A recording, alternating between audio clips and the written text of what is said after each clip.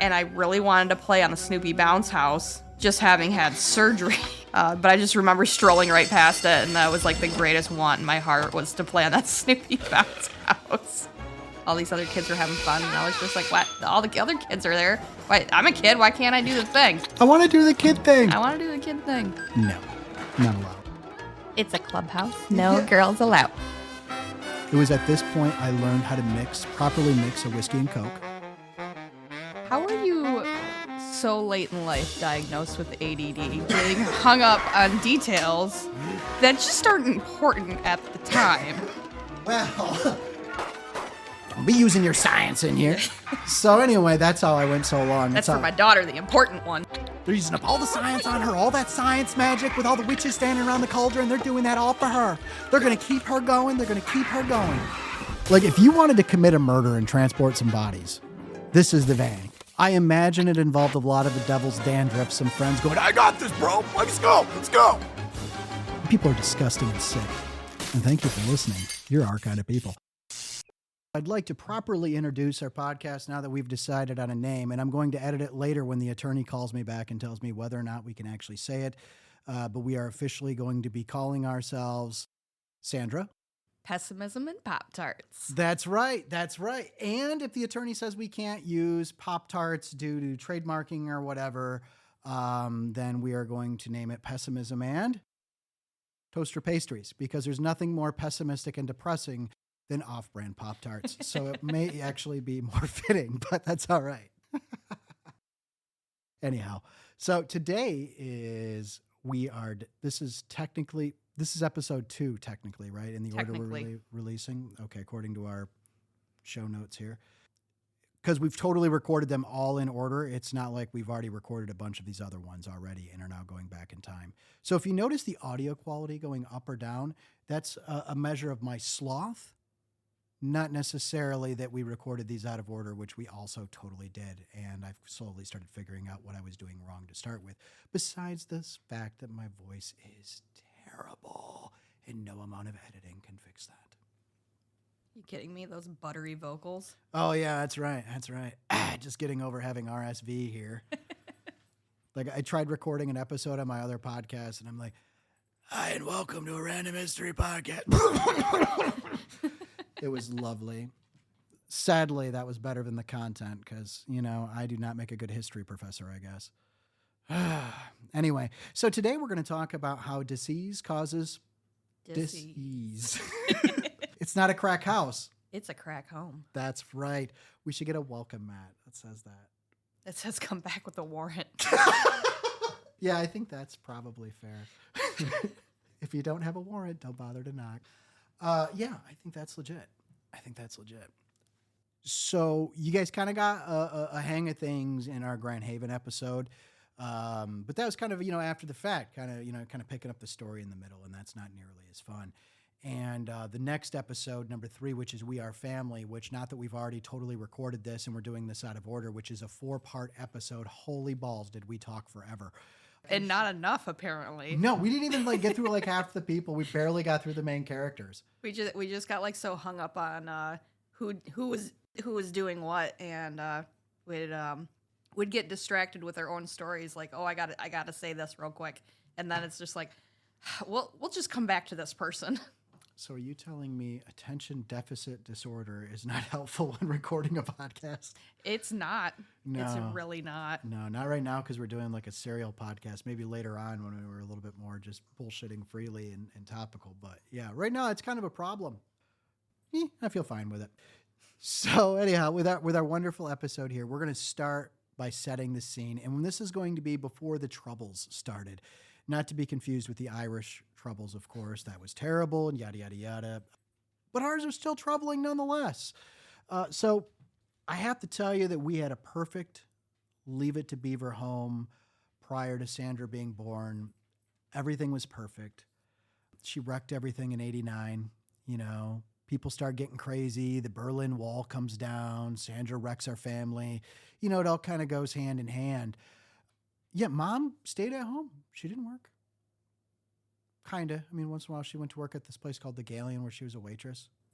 Oh, The Galleon. Yeah, I mean, because sometimes, but Dad had, at this point beaten his the devil's dandruff problem he had going on. Uh-huh. So he had beaten that, Sure, he lost the first round, but he came back and knocked that addiction out because he took a look and said, I think child support would be expensive on 3 kids. They did the only thing that you can do to repair a marriage after some serious discord. They had some more kids. So they had Christina intentionally, I think, because they wanted a girl. They got Christina, and then Christina was born, and apparently Mom had just gotten healed up, and Dad's like, I'm gonna knock this bitch up again. So here comes Sandra, as has already been referred to as an oopsie daisy, and she arrived. Now, I will say that I know that when Mom was pregnant with Sandra, I guess they knew that there was problems. And I said they knew because I was 6, so I'm not saying I didn't give a shit, but I was very concerned about what prize I was going to get in the bottom of the off-brand generic Frosted Flakes to really care. But Sandra, I guess they knew there was going to be some problems. Specifically, you're going to have holes in your kidneys and such, like Swiss cheese and shit. Uh-huh. So, wait. I totally forgot. My bad. Where's the button? Oh, I can't even find it. I guess it's not even that important. Oh, there it is. Like Swiss cheese and... Yeah, because at this point, we really should just say we've given up on censoring. Anyhow, but my mom decided, she's going to have that kid, they're going to give her all the love in the world that she can take up until she passes from this world into these waiting arms of our Lord. Bitch still here. She don't get a clue. But anyhow, so Sandra was born in March of 89. And I'm telling you this, even though it's Sandra's story, because she don't remember shit. I do not. Plus, she's so humble. She hates talking about herself. Yeah, it's weird. I leisurely strolled into this world, improving everyone's lives, including the one before me. Is that right? Is that what you were doing? Were you improving lives? Saving lives, Ryan. You were saving lives? I was saving lives. I was letting people use my story as a stepping stone in their career. Doctors, nurses, so many people have told me, oh my gosh, I remember you when you were a baby. I was a resident, I was a nurse, I was a this, I was a that. Oh, and just look at you now. You're such an amazing story. I can tell. Tell me more, little Kanye. Anyway, we're responsible people. I don't swear. So, anyhow. Fuck, you don't. Anyhow, so she was born, and we kind of knew it was fucked because Dad actually went to the hospital, and we knew about it. All right, so check this out. This is how I found out Christina was born. Are you ready for this? Yeah, I've never heard these stories, so please. So David and I, again, it's my little brother. You'll hear more about him in the next episode. We totally haven't already recorded.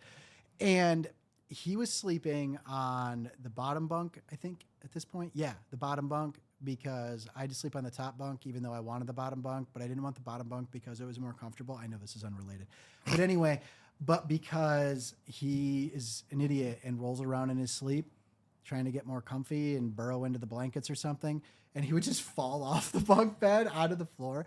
And the reason why Sandra is laughing right now is because that room had this blue carpeting. And I say blue carpeting because that's all it had. Below the blue carpeting was a cement floor.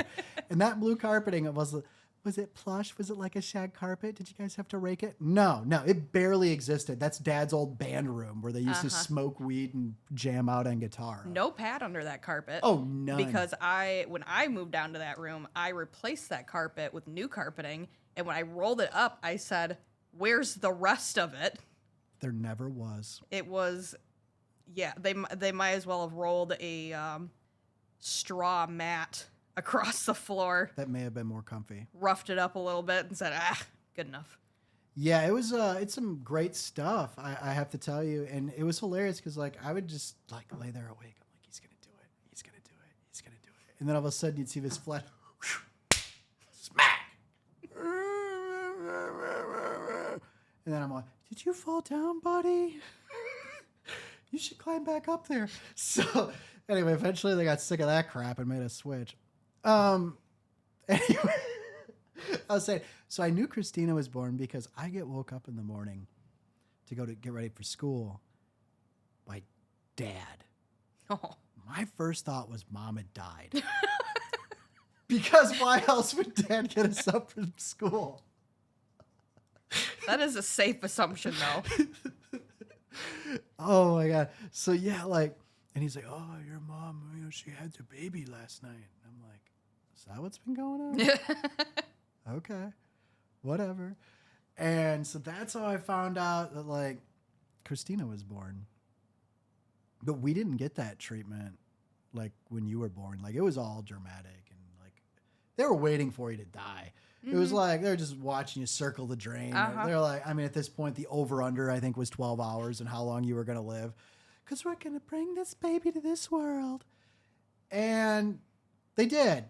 To impose lots of suffering on her. I'm not just talking about me here. On her, because I mean it sucked, and you'll hear about it here in a second. But yeah, so like she was given 24 hours to live.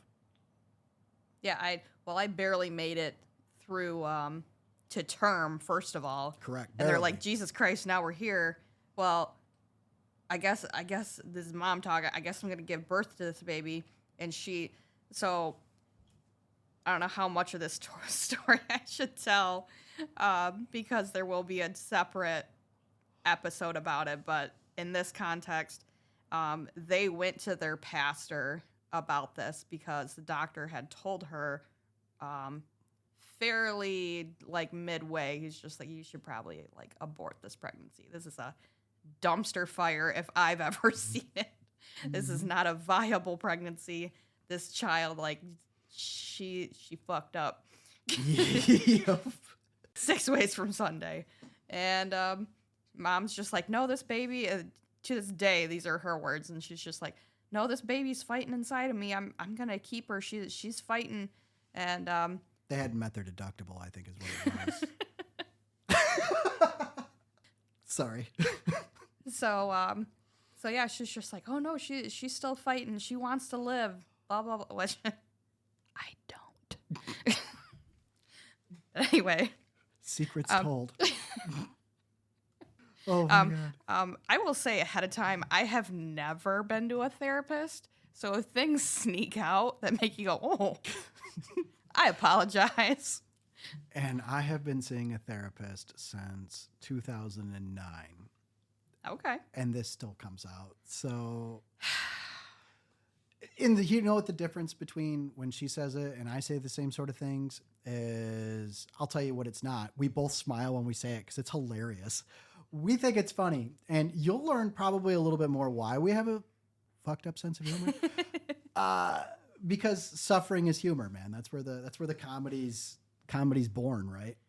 As Grandma Van Dyke would put it, if you don't laugh about it, you'll just cry.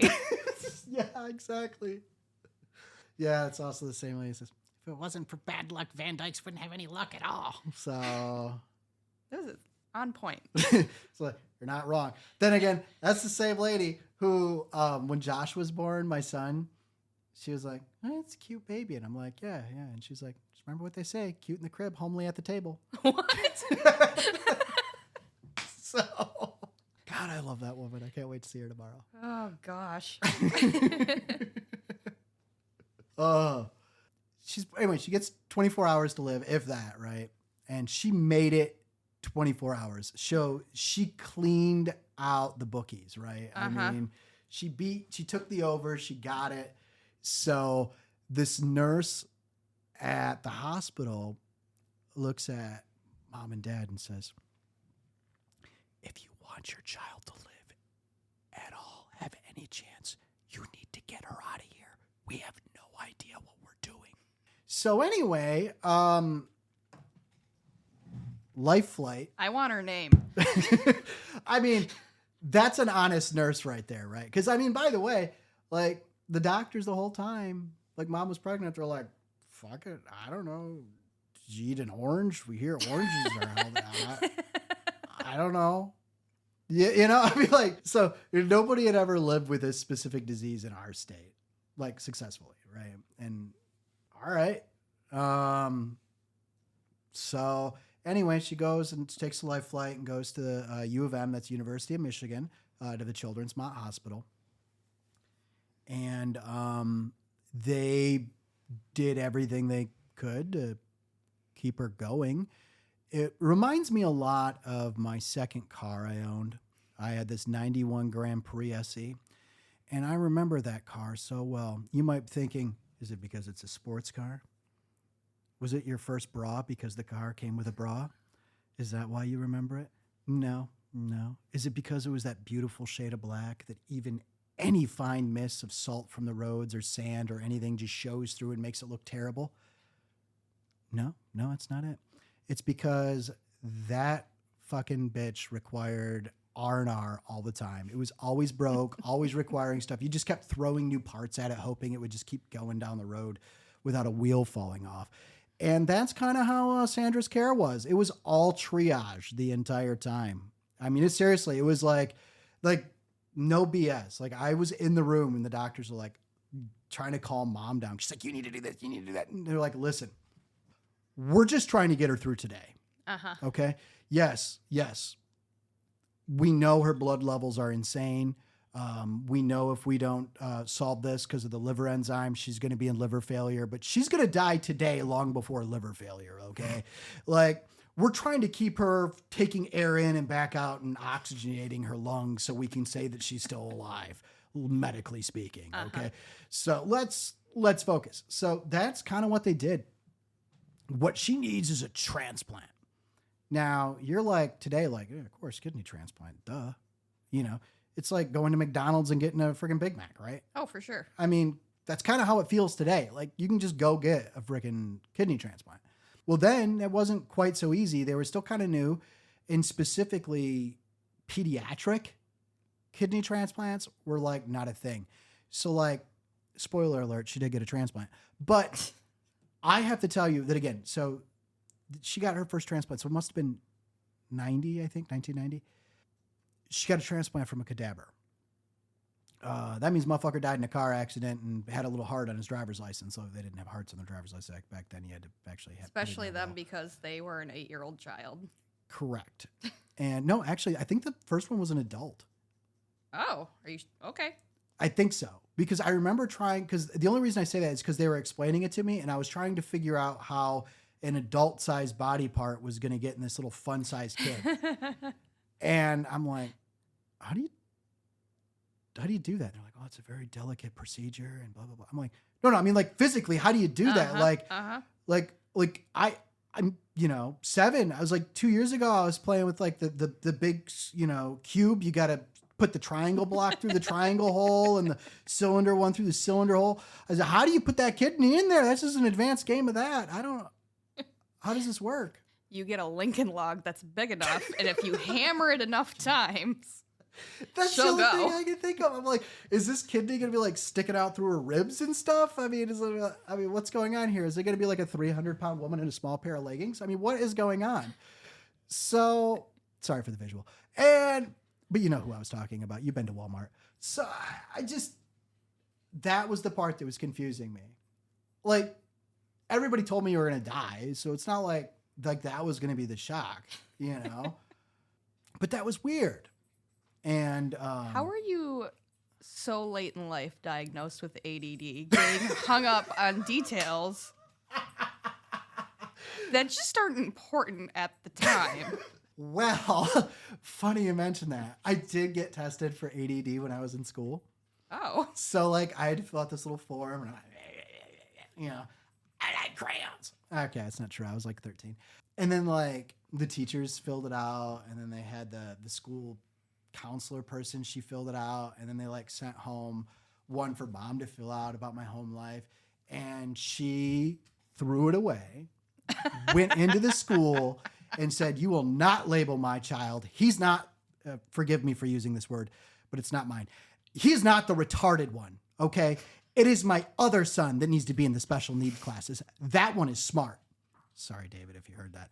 But, I mean, ouch, you know? And I'm like, I'm normal.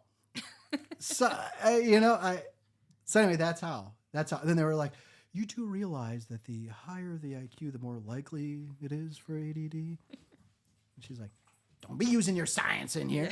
So anyway, that's how I went so long. That's for my daughter, the important one. Exactly.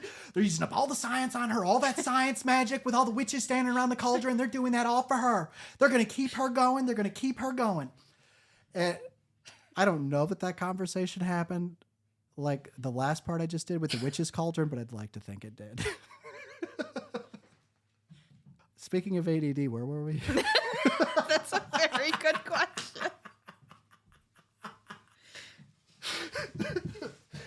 Oh, yeah. So anyway, I couldn't figure out how they got the kidney in you. Yeah, there we are. So that happened. And by the way, this is incredibly critical here, but Sandra was born in March, and all this drama's going on, the life flight to the University of Michigan. My birthday's at the beginning of April, and nobody cared. And that hurt. That hurt a lot. And I just wanted to share that with everybody. Did you also care that David's birthday was coming up? Who? 2 days before yours? Oh, yeah. There's that. Well, like, we always had our birthday parties together. I know. Because Mom's like, I'm making one cake. Except for 1 year, I got a space shuttle. I don't know, David probably got a brick or something. But it was like... So anyhow, they did the transplant. It was a smashing success. And life's been great since. Oh, wait, no, hold on, detail. She went into massive rejection within 24 hours. So apparently the dead people organ transplant thing didn't work out. So that didn't work. And that sucked. So it did not obviously save her. And then, of course, there's the other problem, right? You're not going to find a lot of, organs that'll work in a small child because she's still... You weren't even a year old when they did that. Mm-mm.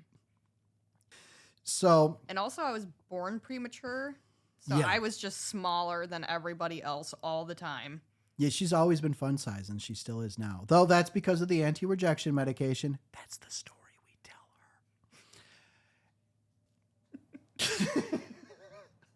her. I mean, you're not the one sitting on a pile of blankets like Princess P to reach your mic. That is true. I am sitting on my ankle, though. Oh. So I stand up straighter. Yeah. So anyway, that kidney transplant didn't work out, and you have to wait around for another one. But the problem is like the list is long and the donors are short. And back then the list was just as long and the donor list was even shorter. Mm-hmm. So there wasn't a lot we could do. Just continue on with blood transfusions and lots of prayer and all that kind of good stuff. Didn't work great. Part of what happened during that time, right after Sandra was born, and right before David's birthday, the 7th, on April 3rd, Kent passed away in a motorcycle accident, and that is our father's youngest brother. He was 13 at the time. And so in this time period, you have Sandra desperately fighting for her life, Kent being killed. That's a rough 3 weeks, man. And then no one caring about my birthday. And okay, so maybe I'm joking about the last part. I was actually, to be honest with you, I didn't care. I just like talking trash, but it was a different time, man. It was very rough because one thing I can tell you about Kent's funeral that stands out to me, because obviously, Sandra wasn't there, but the rest of us were. And Grandpa and Grandma stood at the casket like the entire time with just crying, just tears streaming down her face. But yet every person that walked up, she would suddenly pull it together, shake their hand with both hands, and shake hand and one hand, and then one hand over the top, thank them for coming and how important that would be to Kent. And Grandpa is standing at the head of a receiving line, thanking people for coming in, standing there like a stoic Marine the entire time. Yep, that sure sounds like them. And I remember just standing there like, where do you get that from? When you're like, I will break the fuck down on my own time. Mm-hmm. This is about Kent right now. I mean, wow. When people are like, these youngins are soft, you always think, whatever, bullshit. But dude, I don't think they make people like that anymore. I don't think they do. Because the amount of inner fortitude it takes to do that, good Lord. But they did it. Dad wasn't great. He was outside a lot with Dale and Troy. They were smoking cigarettes a lot and calming down. But anyhow, those things happen. But while Sandra is in Ann Arbor, our mom's gone because she's with Sandra in Ann Arbor. And now I know that there's this thing, right? There's supposedly this thing that everybody from Michigan, when they show you where they live, they hold out their hand and they show you on the mitten. Anyway, hold out your fucking hand. And if you look down towards the lower right, down past where your thumb and your pointer finger come together, and you go down just about to your wrist, that's about where Ann Arbor is, okay? And if you go over by your pinky there, just below where it connects to your hand, that's where we're from, okay? And that's a long way away. I know it's not on your hand a long way away, but on the old mitten that is the good Lord state of Michigan, it's a long trek. 2 hours and 37 minutes. So that's where she stayed a lot. And, rightfully so. There's a kid there that she loves. There's just 3 of us on the other side of the state who apparently didn't win that vote, So obviously I'm spending a lot of time with Christina and David, and Dad, he's being Dad, and, he gets home from work and he's like, what? It's like, we're hungry. Eat some cereal. So not great. But, he did teach me some important life skills. It was at this point I learned how to properly mix a whiskey and Coke. Boy, was Mom pissed. But, that's kind of how it goes. I forgot to tell you about this. So while you were getting that first kidney transplant, your dad took me and David to see a movie. Did he stay and watch it with you? Yeah, it was dark. He couldn't find his way out. But at that point, his glaucoma wasn't as bad. Okay. Spoiler alert. So, but yeah, he stayed. We watched Batman. He chose the movie. So okay. Yeah.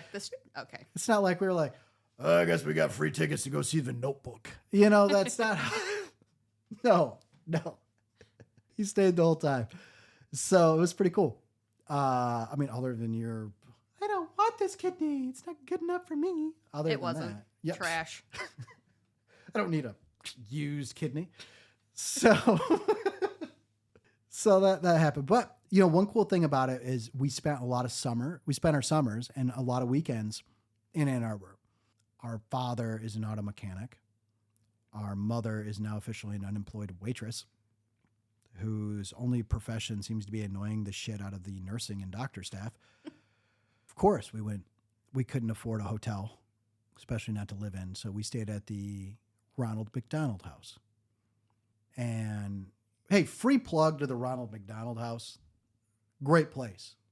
I mean, very, very affordable. They do it. I think it's based on your income. It's sometimes.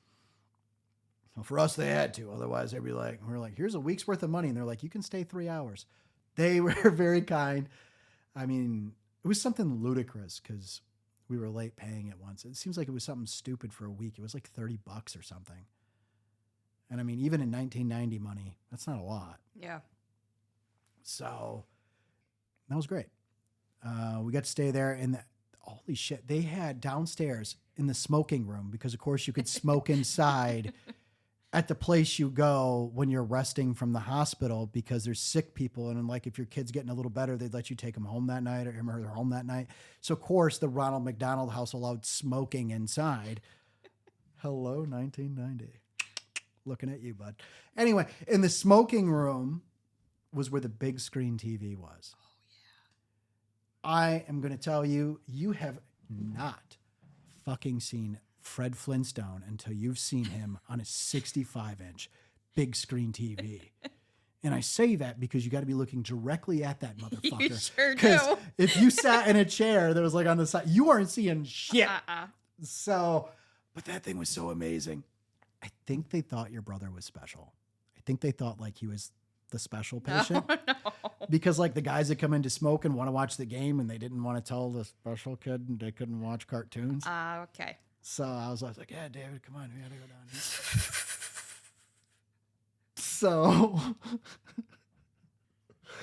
So yeah, these poor guys, like, they couldn't watch the game. They had to sit there and smoke their cigarettes while children watch cartoons inside. I mean, it seems weird to say people smoked inside now. You know, It really does. Especially like a place where people are living. Uh-huh. Like, it's one thing like bars and restaurants. Like a bar, okay, I can see smoking. Restaurants, like, that's a strange thing to combine with your food. That was just how it was. Like, nobody, like, the idea of not smoking around children was like, they're not fucking mine. What do I give a fuck? Right. It's a you problem, A. And B, and if they're your kids, you're like, they're fucking mine. I'll smoke around them if I want. Right. Got to build up their immunity. Got that right. If you did not have a birthday party at the bowling alley when you were 9 and didn't come home smelling like an ashtray, like, What were you doing? What were you even doing? Yeah. Did you even live?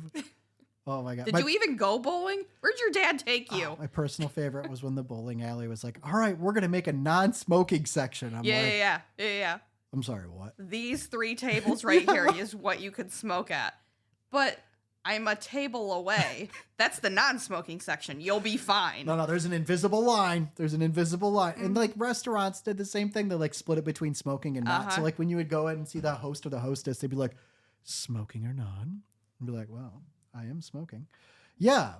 Give me the smoking section, please. And then meanwhile, you got people sitting in the non-smoking section looking at you all dirty. And you're like, bitch, I am sitting in the smoking section. Like, I have an ashtray on my table. I know I could reach over and set the ashtray on your table, but I'm following the rules. That's right. I do remember that Dad was only allowed to smoke in the living room. I remember that being a thing. Yes. Because it was better then. Well, it was working for everybody else. Yeah. Well, he also smoked in the family room all the time because, like, that's where this Nintendo was, and then eventually the Super Nintendo. And his electric guitar. So, like, him and his 2 brothers, Dale and Troy, would come over and play Street Fighter 2, smoke cigarettes. Oh, my gosh. And more cigarettes and drink lots of beers while cussing at each other. Now, I want you to know the family room shares a wall. With said bedroom, I said my brother would fall out of the top bunk and smash his head. We were up as well all night inhaling smoke from cigarettes while hearing, fuck you and that Kung Lee bitch. God damn it. Why the fuck? She has fucking bullshit. God damn it. Oh, you're going to use Blanca and do the fucking electric thing all the time. Anyway, so my mom was in Ann Arbor. So, and then it was about the time you got your second transplant, I noticed. When Sandra got her second transplant, it was not done in Ann Arbor because, frankly, they didn't do a good fucking job the first time. We weren't going to be like, hey, how about a twofer? I got a coupon. Exactly. No, Minneapolis, St. Paul, they were trying real hard to build up their program at the time. And we couldn't find a kidney. They allowed Mom to donate. So again, I'm trying to figure out, I'm like, it didn't work the first time. They couldn't cram the kidney in there all the way. So clearly it was like still half sticking out or something. That's why it didn't work. Why are we going to do this again? And I was very confused. But like we couldn't just drive to Minneapolis because we didn't have a car that would make it. So that 86 Chevy Nova just wasn't going to make it. Well, if Dad was going to stop going 60 down that dirt road by the Muskegon River and jumping it over that culvert. Yo, that was great. Well, that was just to get to the campsite. But yeah, that was pretty awesome. It was a great car. Had a tape deck and everything. Hell yeah. Oh yeah. So Grandma and Grandpa Van Dyke drove us out there. And so that was cool. It was a very long trip. I remember that. So we are in this van. And when I say van, it's not a minivan. Okay. Like Grandma and Grandpa recently updated to getting minivans, but they did not. Like this was I think it was a Ford cargo conversion van thing. Mm-hmm. Like it's what you take the choir to church with. Okay. I mean, it's huge. Like you could have the heat going on full blast for 6 hours and it's like 55 degrees outside. And in the back, you're like, there's still icicles. Like there's no carpeting. It's just like a rubber mat. Like if you wanted to commit a murder and transport some bodies, this is the van because you just hose it out when it's done. But anyway, that's what we took to Minneapolis.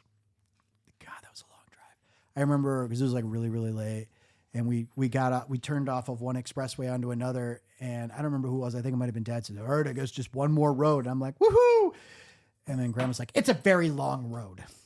You know, because I don't know, we got on 94 or whatever. That sucked. But we get there. And so Mom's donating. But they were really cool at that hospital. They gave us tickets to go see the Minnesota Twins play. So we got to go see the Minnesota Twins play. And I was a baseball fan at the time because it was the only sport that I had a chance of playing. I know you're thinking, you sound very athletic, and you're not wrong, but that was the only sport I had a chance, and I still sucked. I got to see Kirby Puckett strike out 3 times, so that was awesome. That was a player back then. Go ahead. Ask me any other player from that time period. I can name them all. Every single team. Name a team. Here's no the idea. thing. If I was going to say, you could say any name and I will believe you. Me too. So,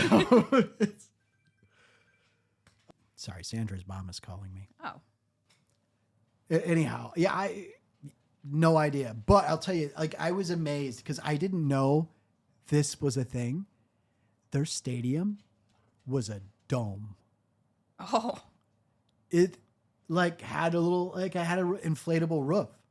It was like one of those weeble wobbles. You keep punching and it keeps popping back up. It was like made out of that, but it just kept going up in the air. And I was like, that's amazing. And like when we were leaving, I had my jacket unzipped and I thought I was going to fly away because they start depressurizing. And I only weighed like 17 pounds because I was a little bird boy. Now he's a bird man. Yeah. Oh yeah, totally. As you can tell, I'm very burly. You just heard part 1 of Disease Causes Disease. Hope you've enjoyed the episode and keep an eye on your stream because coming soon is part 2. We'll talk to you then. If you like the podcast you just heard, please like and subscribe. If you'd like to support the show, check us out at patreon.com/pessimism and Pop-Tarts.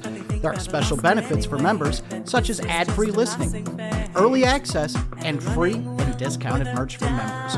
There's a plan for any budget, from tent campers to those of you MFers throwing around RV money. You can also get the latest updates on our website, pessimismandpoptarts.com. Whether you're a patron or just like the show, please tell your friends. And if you hate the show, you know what? Tell your enemies, because frankly, they sound awesome. Anyway, until next time.